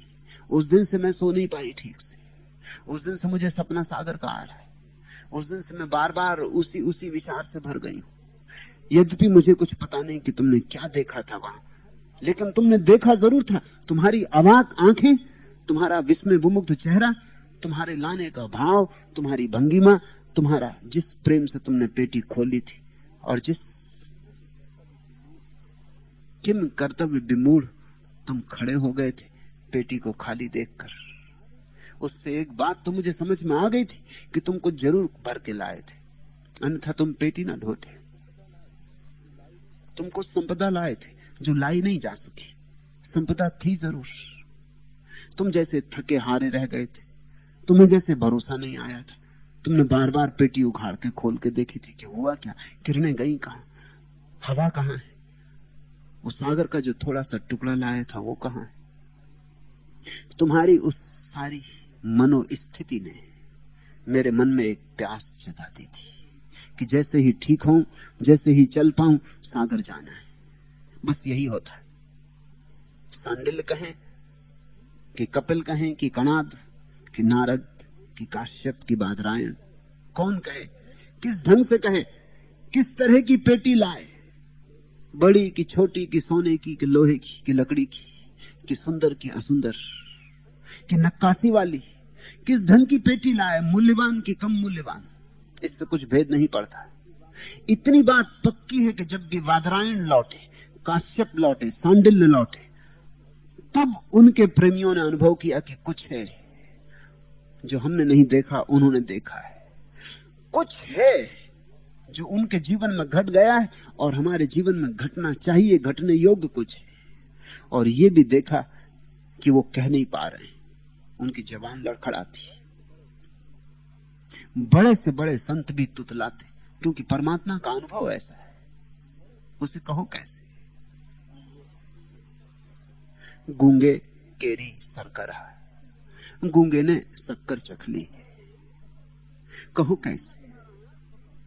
लेकिन गूंगा तुम्हारा हाथ पकड़ता है कि आओ तुम्हें भी ले चलूं। गूंगा शोरगुल मचाता है, गूंगा है, बोल नहीं सकता, लेकिन शोरगुल तो मचा सकता है। उसकी आंखें तो तुम्हें कह सकती हैं कि इसने कुछ देखा है, चलो इसके साथ चल के थोड़ा देख ले। ये इतना आनंदित हो रहा है, व्यर्थ ही नहीं हो रहा होगा, और वो तुम्हारा हाथ खींचता है कि चलो। काश तुम चल पाओ तो तुम भी पहुंच जाओ, और बिना पहुंचे जीवन में कोई सार्थकता नहीं, बिना पूछे जीवन में कोई कृतार्थता नहीं। उभय परान सांडिल्य, सांडिल्य कहते हैं कि उभय परक है वह अनुभूति, संध्या काल जैसी है। वैषम्यात असिद्धम इति चेतना अभिज्ञानवद वैशिष्ट्यात। वैषम्य होने से यह असिद्ध नहीं होगा, क्योंकि यह ज्ञान की नाई अविशिष्ट है। तुम्हारे मन में यह सवाल उठेगा, सांडिल्य उसका जवाब देते हैं। तुम्हारे मन में यह सवाल उठेगा, इतने लोगों को परमात्मा का इतना अलग अलग अनुभव होता है क्या? अलग अलग भाषा, अलग अलग अनुभव की सूचक है क्या?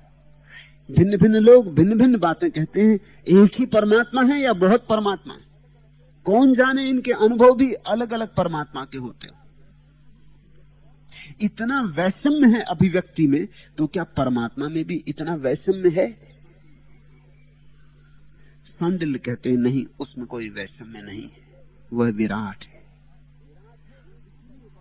वह विराट है, इसलिए वक्तव्यों में वैषम्य। वो इतना बड़ा है कि जो भी देख के आया एक पहलू को ही बता पाए तो बहुत। फिर प्रत्येक व्यक्ति अपने ढंग से खबर लाता है। जब तुम कोई खबर लाते हो तो उस खबर में तुम्हारा ही खबर भी सम्मिलित होती है। मीरा नाची, चैतन्य नाचे, बुद्ध बिना नाचे बैठे रहे, क्राइस्ट बगावत ले आए, और बहुत हुए ज्ञानी जिनका नाम भी पता कभी ना चला, क्योंकि वे बोले ही नहीं, वे चुप ही रह गए। अलग अलग लोगों ने अलग अलग ढंग से अभिव्यक्ति की। सवाल उठना स्वाभाविक है। इन सब का अनुभव एक था। सांडिल्य कहते हैं अनुभव तो एक था। अनुभव तो दो नहीं हो सकते। क्यों नहीं हो सकते दो? क्योंकि अनुभव तभी होता है जब मन मिट जाता है। जहां मन मिट गया वहां भेद मिट गए। अभिव्यक्ति भिन्न भिन्न है, क्योंकि अभिव्यक्ति करते वक्त फिर मन को वापस लाना होता है। यहां तुम इस बगीचे में 4 लोगों को ले आओ, एक हो कवि, एक हो चित्रकार, एक हो संगीतज्ञ, एक हो नर्तक। उन चारों को तुम इस बगीचे में ले आओ। ये बगीचा एक है। वे चारों एक ही वृक्ष की छाया में बैठेंगे। एक से फूलों की सुगंध उनके नासापुटों को भरेगी। वृक्षों से छनती हुई सूरज की किरणें उन पर पड़ेंगी, वे एक है। हवाएं जो बहेंगी वे एक है। पक्षी जो गीत गाएंगे वे एक है। फिर वे चारों यहां से विदा हो जाएं। फिर उन चारों से तुम कहो कि तुमने जो उस बगीचे में देखा हो हमें समझाने की कोशिश करो। कवि गीत गाएगा, गीत गा सकता है, इसलिए गीत को ही पाएगा कि निकटतम माध्यम है कह देने का, उसी में वो कुशल है। वो गीत गाएगा इस बगीचे के संबंध में। और संगीतज्ञ वीणा के तार छेड़ेगा। अब गीत में वो वीणा के तारों में कहां है? सामने। और नर्तक पैर में घूंघर बांध के नाचेगा।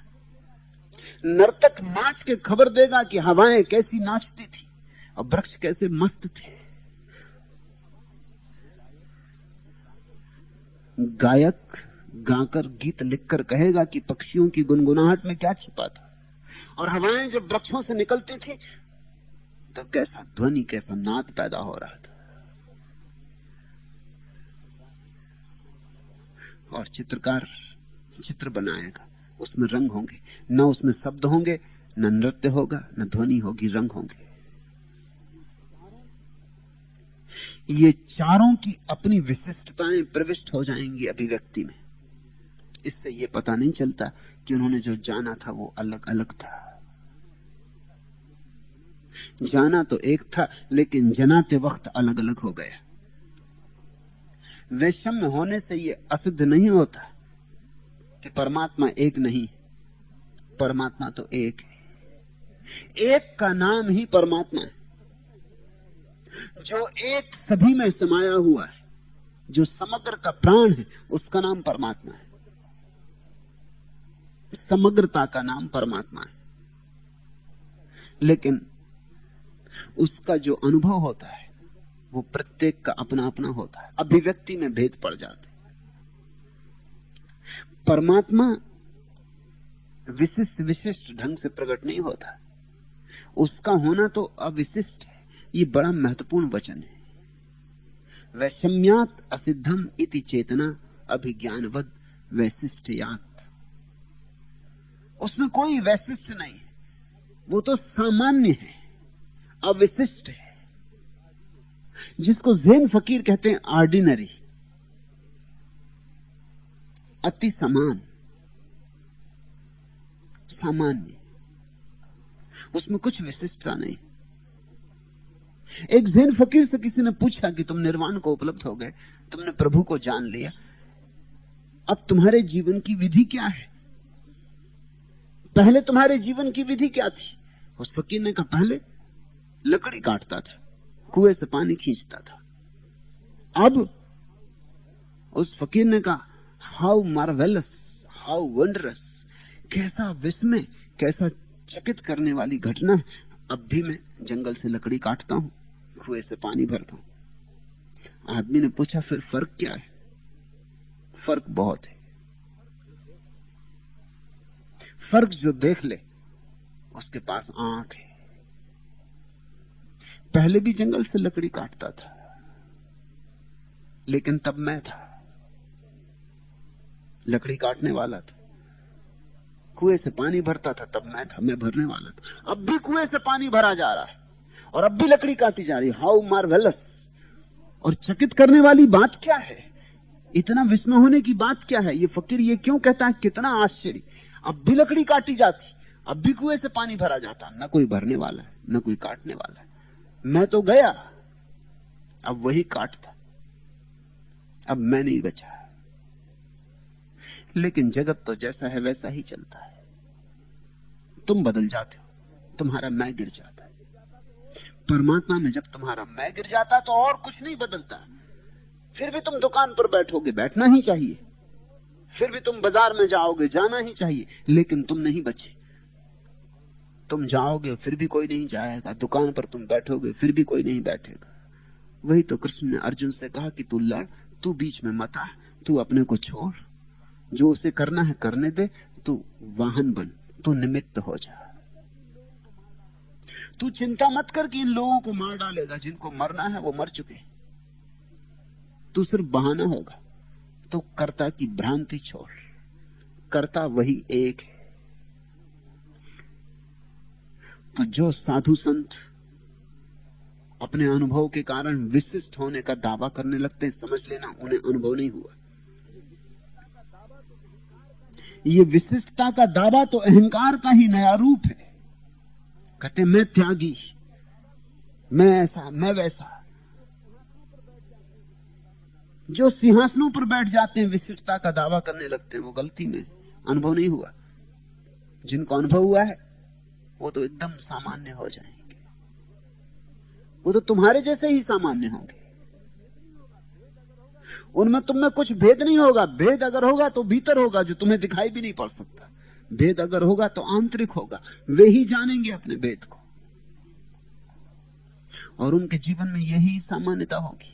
भूख लगेगी तो भोजन करेंगे, प्यास लगेगी तो पानी पिएंगे, रात आएगी तो सो जाएंगे। वे तुम जैसे ही होंगे। मनुष्य का अहंकार बड़ा अजीब है। मनुष्य चाहता है कि जो ज्ञानी हो, पहुंचे हुए हो, वो विशिष्ट होने चाहिए। इसलिए तुम झूठी कहानियां करते हो विशिष्टता के लिए। तुम्हारे भीतर विशिष्ट होने का दंभ पड़ा है। उसी दंभ के कारण तुम अपने संतों महात्माओं के आसपास भी विशिष्टता की कहानियां गढ़ते हो। मुसलमान कहते कि मोहम्मद जब चलते थे तो उनके ऊपर बदलियां चलती थी छाया करने को, रेगिस्तान अरब का। जैन कहते महावीर धूप में भी चलते तो उनके शरीर से पसीना नहीं निकलता था।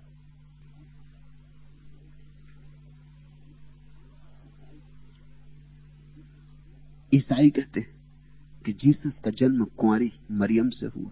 ये सब फिजूल की बातें हैं। ये विशिष्ट बनाने की कोशिश की जा रही है। परमात्मा विशिष्ट नहीं है।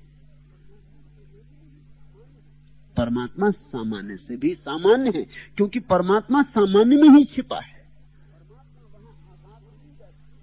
परमात्मा वहां आकाश में नहीं बैठा है। परमात्मा तुम में मौजूद है। इसलिए परम ज्ञानी बिल्कुल सामान्य हो जाता है। शायद तुम्हें रास्ते पे मिले तो तुम पहचान भी ना सको। शायद तुम्हारे पास ही बैठा हो और तुम्हें खबर ना चले। जापान में एक सम्राट सदगुरु की तलाश में था, बूढ़ा हो गया था। जितने जितने बड़े बड़े नाम थे सब साधुओं के पास गया, महात्माओं के पास गया, लेकिन कहीं उसका मन न भरा। उसने अपने बूढ़े वजीर से कहा कि मैं करूं क्या, मेरा मन नहीं भरता। मैं बड़े बड़े महात्माओं के पास हो आया, लेकिन अभी मुझे वो आदमी नहीं मिला जो मेरा सदगुरु हो जाए। उस फकीर ने कहा तुम्हें मिलेगा भी नहीं, क्योंकि तुम विशिष्ट की तलाश में हो। तुम सोचते हो मैं सम्राट, सम्राट का गुरु भी बहुत विशिष्ट होना चाहिए, और जो परम ज्ञानी है वो सामान्य हो जाते। तुम्हें मिल भी जाए परम ज्ञानी, तुम पहचान न सको, तुम्हारी आदत खराब है। तुम सोचते हो उस पर चांद तारे जड़े होने चाहिए, हीरे जवाहरात लगे होना चाहिए। तुम्हारी आदत खराब है। तुम सिंहासन पर बैठते बैठते सोचते हो कि वो मुझसे बड़े सिंहासन पे बैठा होगा, उसमें कुछ खूबी होगी। तुम्हें मिल भी जाए तो तुम पहचान न सकोगे। उस सम्राट ने कहा, ये तो बड़ी अजीब बात हुई। तो तुम किसी को जानते हो जो मुझे मिल जाए तो न पहचान सकूंगा? उसने कहा, मैं जानता हूं, और तुम नहीं पहचान सकोगे। ये तुम्हारे सामने जो द्वार पर खड़ा हुआ बूढ़ा है, यही है। इससे मैं 30 साल से सत्संग कर रहा हूं, और इससे जो मैंने पाया है उसकी तुम्हारे तथाकथित महात्माओं को खबर भी नहीं। सम्राट ने कहा, ये पहरेदार मेरा, ये ज्ञानी, तुम होश में हो, पागल तो नहीं हो गए हो? वजीर ने कहा, मैंने आपसे पहले ही कहा था कि आप न पहचान सकेंगे, आप विशिष्ट की खोज कर रहे। अक्सर ऐसा है, कभी तुम्हारे घर में हो सकता है परम ज्ञानी हो और तुम बाहर खोजो, तुम्हारे पड़ोस में हो और तुम बाहर खोजो, और तुम हिमालय जाओ खोजने और ज्ञानी बाजार में बैठा हो। क्योंकि ज्ञानी किस लिए हिमालय जाएगा? बाजार भी उसका है, हिमालय भी उसका है, सब उसका है। ज्ञान कोई विशिष्ट घटना नहीं। तुमने जिस दिन अपनी सामान्यता को पहचान लिया, सहजता को पहचान लिया, उसी दिन घट जाता है। इस सूत्र को याद रखना। नचा क्लिष्ठा परस्मात् अनंतरम विशेषात्। परमात्मा में वैषम्य दोष स्पर्श नहीं करता, क्योंकि ज्ञान द्वारा विशेष भावों की उपलब्धि हुआ करती। ये जो इतनी विशिष्टताएं, अलग अलग संप्रदाय, अलग अलग धर्म, अलग अलग कहने वाले परमात्मा की बताते हैं, ये परमात्मा की विशिष्टताएं नहीं है, इन ज्ञानियों की विशिष्टताएं। ज्ञान के कारण, इनके ज्ञान के ढंग के कारण पैदा हो रही है। ज्ञान द्वारा विशेष भावों की उपलब्धि हो रही। जो संगीतज्ञ है उसका ज्ञान संगीत का है। जब वो परमात्मा का अनुभव करेगा तो वो कहेगा परमात्मा परम संगीत है, ओंकार है। ये इसकी वजह से हो रहा है। जो परमात्मा को किसी और रास्ते से खोजा है और जिसका ढंग और है, जैसे समझो, पश्चिम के बहुत बड़े यूनानी विचारक प्लेटो ने अपनी एकेडमी के बाहर लिखवा छोड़ा था कि जो गणित ना जानते हो वो भीतर ना है। क्योंकि प्लेटो कहता था परमात्मा जगत का सबसे बड़ा गणितज्ञ। प्लेटो गणितज्ञ था, ये बात सच है। मगर गणितज्ञ जब परमात्मा के संबंध में सोचेगा तो परमात्मा को भी गणितज्ञ बना लेगा, और उसके पास सोचने का उपाय भी नहीं। वो हर जगह गणित देख लेता था और देखता था, परमात्मा कैसा गणित बिठाया है, हर जगह गणित है, गणित में कहीं कोई भूल चूक नहीं होती। गणित अकेला विज्ञान है जो पूर्ण है, बाकी सब विज्ञान में भूल चूक होती, सुधार होता रहता। गणित स्थिर है, गणित के सिद्धांत शाश्वत मालूम होते। तो प्लेटो कहता था परमात्मा गणित है, इसलिए जो गणित ना जानते हो वे मेरे आश्रम में प्रवेश ना करें। गणित सीख के आए। गणित ही नहीं जानते तो परमात्मा से कैसे संबंध जुड़ेगा? ये भी अजीब बात हो गई। तुमने कभी सुनी ना होगी कि गणित भी कोई शर्त है परमात्मा को जानने, लेकिन प्लेटो के आश्रम में थी। प्लेटो गणित की भाषा जानता था। अलग अलग लोग अलग अलग भाषा बोलेंगे, उनकी भाषा तुम्हें पकड़नी होगी। उमर खयाम परमात्मा की बात करता है तो शराब की बात करता है, वो उसकी भाषा है। शराबी मत समझ लेना उसको, ये मत समझ लेना कि वो शराब के गुणगान कर रहा है। शराब का उसने अनुभव किया है, और जब उसने परमात्मा का अनुभव किया तो उसे याद आया कि ये शराब का ही परम अनुभव है। क्योंकि शराब में भी थोड़ी देर को मैं भूल गया था, और परमात्मा में आया तो मैं सदा के लिए भूल गया। तो ये शराब का ही अनुभव हुआ ना। मगर ये शराबी को हो सकता है जिसने शराब पी ही ना हो। अब तुम महावीर से पूछो तो महावीर कहेंगे हद हो गई, परमात्मा और शराब, तुम बात क्या कर रहे हो? प्रत्येक व्यक्ति का अपना ज्ञान परमात्मा में वैशिष्ट को आरोपित कर देता है, लेकिन परमात्मा इससे विशिष्ट नहीं होता। न तो परमात्मा गणित है और न शराब है, और न संगीत है। परमात्मा सब है, क्योंकि परमात्मा किसी एक विशिष्ट से बंधा नहीं। परमात्मा सब है, परमात्मा में सब समाहित है। ऐश्वर्य तथा इति चेतना स्वाभाविक। ऐश्वर्यों में दोष स्पर्श नहीं करता क्योंकि वे स्वाभाविक है। और परमात्मा की ये जो समग्रता है, ये उसका ऐश्वर्य है। वो सब है, सारा काव्य उसका है, और सारा गणित भी उसका, सारा नृत्य भी उसका, सारा प्रेम भी उसका, सारी शराब भी उसकी, सब उसका है। अच्छा बुरा सब उसका है। ये सारा उसका ऐश्वर्य है। और ऐश्वर्यों में दोष स्पर्श नहीं करता क्योंकि वे स्वाभाविक है। ये परमात्मा का ऐश्वर्य स्वभाव है उसका। फर्क समझना, जब आदमी ऐश्वर्य को उपलब्ध होता है तो ये उसका स्वभाव भी हो सकता है, ना भी हो। जैसे तुमने धन इकट्ठा किया और लोग कहते हैं बड़ा ऐश्वर्य पा लिया, मगर धन तुम्हारा स्वभाव नहीं, चोरी जा सकता है। सरकार नोट कैंसिल कर सकती। तुम्हारे ऐश्वर्य की कीमत कितनी? एक क्षण में तुम दरिद्र हो जाओ। कम्युनिज्म आ सकता है, 1000 बातें घट सकती हैं, घर में आग लग सकती है, बैंक फेल हो सकता है, साझीदार धोखा दे जाए, पत्नी ही ले भागे, भरोसा किसका करोगे? तुम्हारे पास जो संपत्ति है वो स्वभाव नहीं, इसलिए उस संपत्ति में विपत्ति छिपी ही रहेगी। तुम्हारा जो यश है वो स्वाभाविक नहीं, वो दूसरों पर निर्भर है। तुम्हें दूसरों की रुस्वत देनी पड़ेगी, दूसरों को तुम्हें खुशामद करनी पड़ेगी। अगर तुम चाहते हो कि लोग तुमको भला कहें तो तुम्हें लोगों को भला कहना पड़ेगा। लोग उसी को भला कहते हैं जो उनको भला कहता। अगर तुम चाहते हो लोग तुम्हें ज्ञानी माने तो तुम जो भी आए उसको कहना आप महाज्ञानी, महात्मा। वो भी लोगों से जाकर कहेगा कि भाई ऐसा महात्मा नहीं देखा। तुम अगर चाहते हो कि दूसरे तुम्हारे सामने झुकें तो तुम उनके चरण छूते रहना, वो तुम्हारे सामने झुकते रहेंगे। ये सब लेन देन है, मगर ये सब निर्भर है दूसरों पर। इससे वास्तविक ऐश्वर्य उपलब्ध नहीं होता। वास्तविक ऐश्वर्य स्वाभाविक ऐश्वर्य है, जो किसी और पर निर्भर नहीं, जो तुम्हारी अंतर चेतना से उमकता है, जो तुम्हारा है, जो फूल तुम में खिलता है।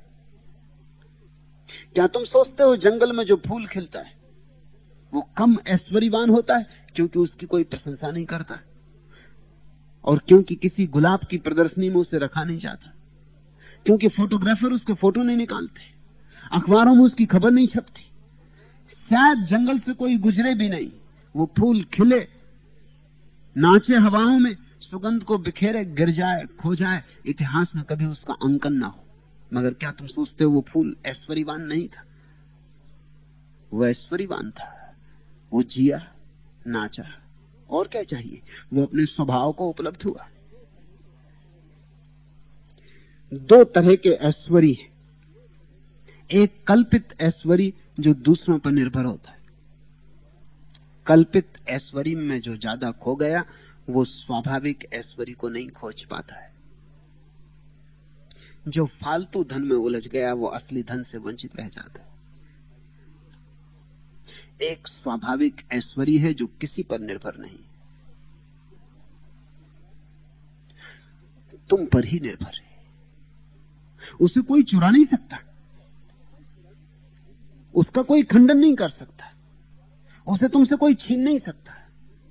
जो छीन जाए वो तुम्हारा नहीं, इसको तुम कसौटी मानना। अगर इतनी कसौटी तुम्हें ख्याल में आ जाए तुम्हारे जीवन में क्रांति हो जाएगी। जो छीन सकता है वो मेरा नहीं। फिर तो क्या बचता है तुम्हारे पास?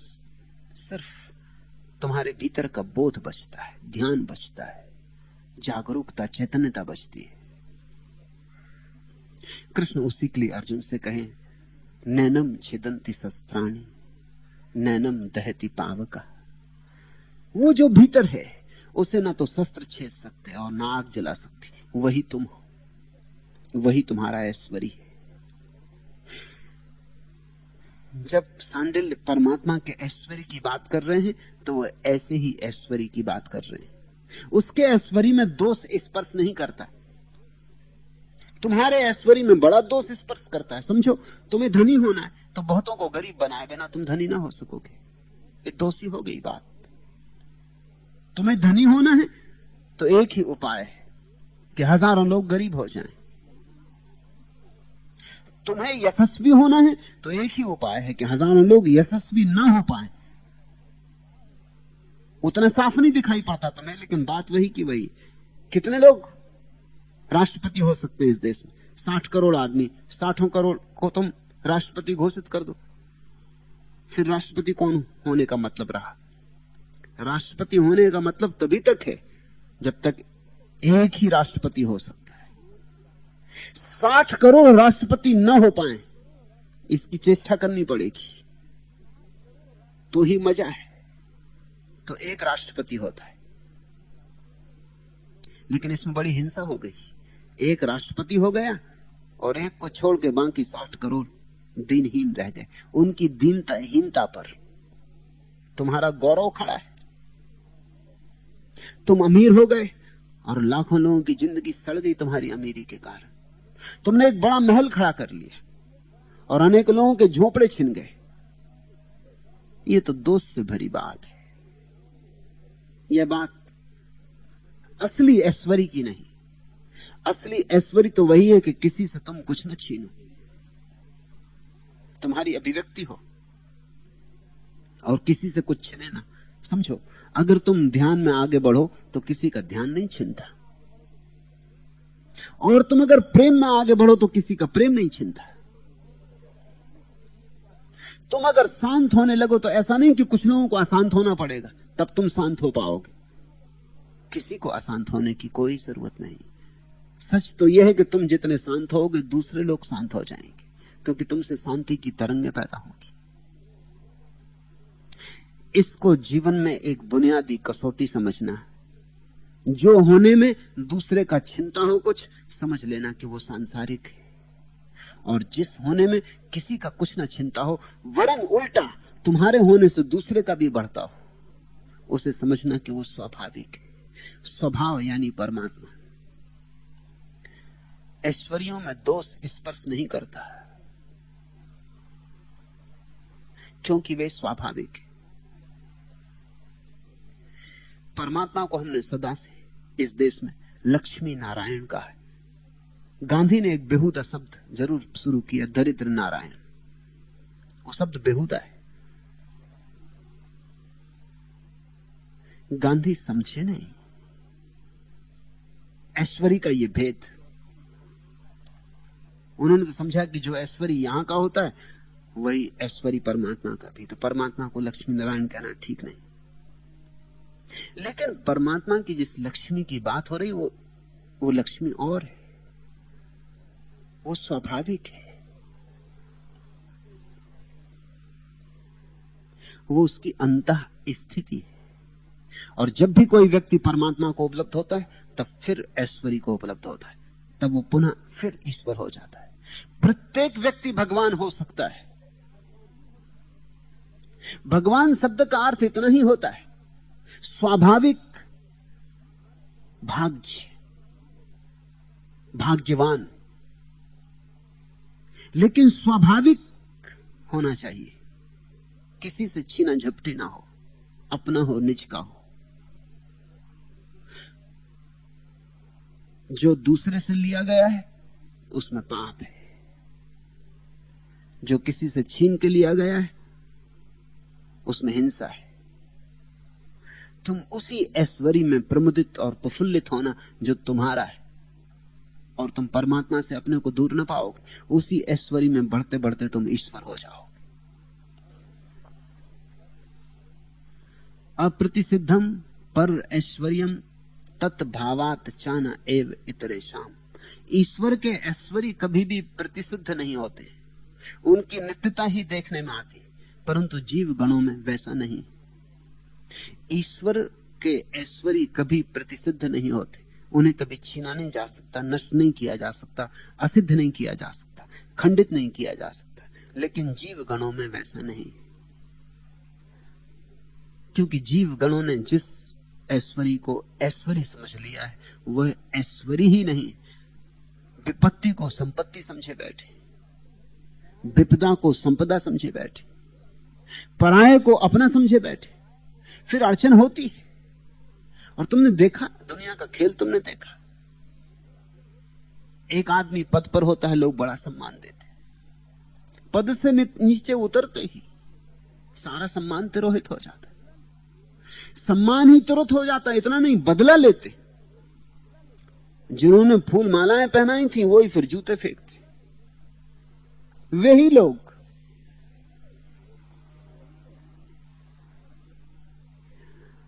असल में जब वे तुम्हारा सम्मान किए थे तब भी उनके भीतर तुम्हारे प्रति क्रोध था, क्योंकि तुमने उनका यश छीन के अपना यश बना लिया था।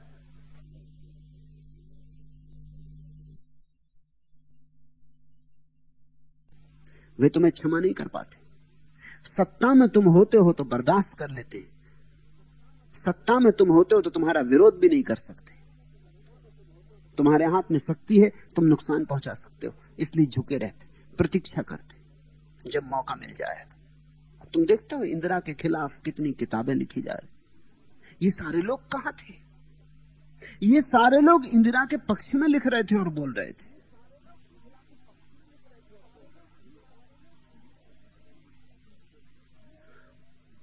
ये सारे लोग अचानक इंदिरा के विरोध में क्यों हो गए? वो जो सम्मान किया था उसमें भीतर कष्ट था। वो जो फूल मालाएं चढ़ाई थी अब उनका बदला ले रहे हैं, और ये दूसरों के साथ भी वैसा ही करेंगे। अब दूसरे जो सत्ता में वो शायद सोचते होंगे कि सारा देश उनके पक्ष में बोल रहा है। वही भ्रांति, आदमी की भ्रांति टूटती ही नहीं। कल जब तुम सत्ता से उतरोगे तब तुम्हें पता चलेगा कि जिन्होंने तुम्हारी प्रशंसा के गीत गाए, स्तुतियां लिखी, वही तुम्हें गालियां देने लगे। जो सत्ता में है लोग उसकी सम्मान करते, करना पड़ता है। जो सत्ता से गया उसका सम्मान चला जाता, अपमान शुरू कर देते। क्योंकि लोगों को भी अनुभव होता है ये कि तुम राष्ट्रपति बने बैठे हो तो मेरे राष्ट्रपति होने का मौका तुमने छीना है। मुफ्त नहीं तुम राष्ट्रपति बन गए हो, मेरी कीमत तो बन गए हो। होना तो मुझे चाहिए था और हो तुम गए हो। ठीक है, अभी हो तो ठीक है, जब नहीं होगे तब देखेंगे। जब तुम्हारे हाथ में ताकत ना होगी तब तुम्हें इसका पूरा अर्थ समझाएंगे। तुम देखते हो धनी को लोग सम्मान भी करते हैं और भीतर से गाली भी देते हैं, और प्रतीक्षा करते हैं कब इसके भवन में आग लग जाए, कब इसका दिवाला निकल जाए। कौन अमीर आदमी की दिवाली चाहता है? दिवाला चाहते हैं लोग। प्रशंसा भी करते हैं, ऊपर से भीतर ईर्ष्या और जलन से भरते भी। राह देखते हैं कि कभी तो वो घड़ी भी आएगी सौभाग्य की कि जब देखेंगे हम तमाशा। लोग बड़े आतुर हैं और उसका कारण है क्योंकि उनसे छीना गया है। मनुष्य की सारी समृद्धि, ऐश्वर्य, यश, पद, प्रतिष्ठा सब छीना झपटी, सब चोरी है। ईश्वर का ऐश्वर्य भिन्न प्रकार का है, वह उसका स्वभाव है। तुम भी उसी स्वभाव की तरफ चलो, तुम भी उसको ही खोजो जो तुम्हारा स्वभाव है।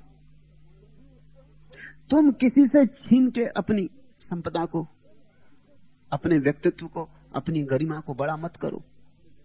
ये धोखा थोड़ी देर का ही होगा, ये पानी के बबूले थोड़ी देर ही बहेंगे, ये कागज की नावें ज्यादा दूर न जाएंगी, ये डूब जाएंगी। इसके पहले कि ये डूब जाएं, तुम अपनी जीवन की नैया बनाओ, अपने स्वभाव की। उसे ही ध्यान कहो, प्रीति कहो, प्रार्थना कहो, आराधना, पूजा कहो, जो भी नाम देना हो दो। मगर सांडिल्य के सूत्र महत्वपूर्ण है। स्वाभाविक ऐश्वर्य को पा लेना ही ईश्वर को पा लेना है। और तुमने कभी सोचा या नहीं कि तुम्हारे भीतर एक स्वाभाविक संपदा पड़ी जिसको तुम बढ़ाते ही नहीं? तुम्हारी हालत ऐसे है जैसे कोई बीज वृक्षों से भीख मांगता फिरता हो कि एक फूल मुझे दे दो, कि एक पत्ता मुझे दे दो, कि थोड़ी देर मैं भी तुम्हारे पत्ते से हरा हो लूं, कि तुम्हारे फूल के नीचे दब के मैं भी खुश हो लूं। एक बीज जो कि खुद जमीन में गिर जाए और टूट जाए तो बड़ा वृक्ष पैदा हो, और जिसमें हजारों लाखों पत्ते लगे, बड़ी हरियाली हो और बड़े फूल खिले। बीज भीख मांग रहा है। ऐसे तुम बीज हो और तुम भीख मांग रहे हो। तुम लक्ष्मी नारायण हो सकते हो लेकिन दरिद्र नारायण बने हो। और जब तक तुमने अपने को दरिद्र नारायण मान रखा और इसमें ही मजा ले रहे हो, तब तक तो बहुत मुश्किल है, तब तक तो बड़ी कठिनाई है।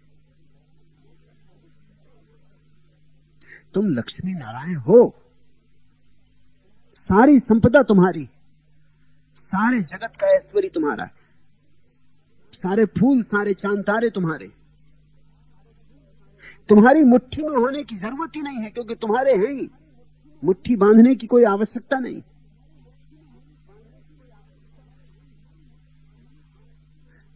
तुम एक बार अपने स्वभाव में उतरने लगो, अपनी शांति में, अपने शून्य में, अपने अंतस्थल की सीढ़ियों को पार करो, अपने केंद्र पर खड़े हो जाओ।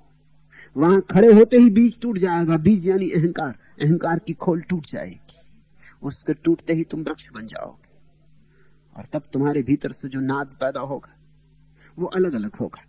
घटना एक ही घटेगी लेकिन नाद अलग अलग पैदा होगा क्योंकि तुम्हारे व्यक्तित्व अलग अलग है। तुम्हारे व्यक्तित्वों के भेद से परमात्मा के अनुभव में भेद नहीं पड़ता। जीसस वही कहते जो जरथुस्त्र, कृष्ण वही कहते जो कबीर। सभी ने एक ही की तरफ इशारा किया है। सांडिल्य के सूत्र भी उस एक की तरफ ही इशारे। लेकिन सांडिल्य की शर्त यह है कि याद रखना सब इशारे उसी की तरफ हैं, लेकिन सब इशारे अधूरे, क्योंकि कोई इशारा उसके सारे पहलुओं को प्रकट नहीं कर सकता। उभय पराम सांडिल्य शब्दा उत्पत्तिभ्याम। आज इतना ही।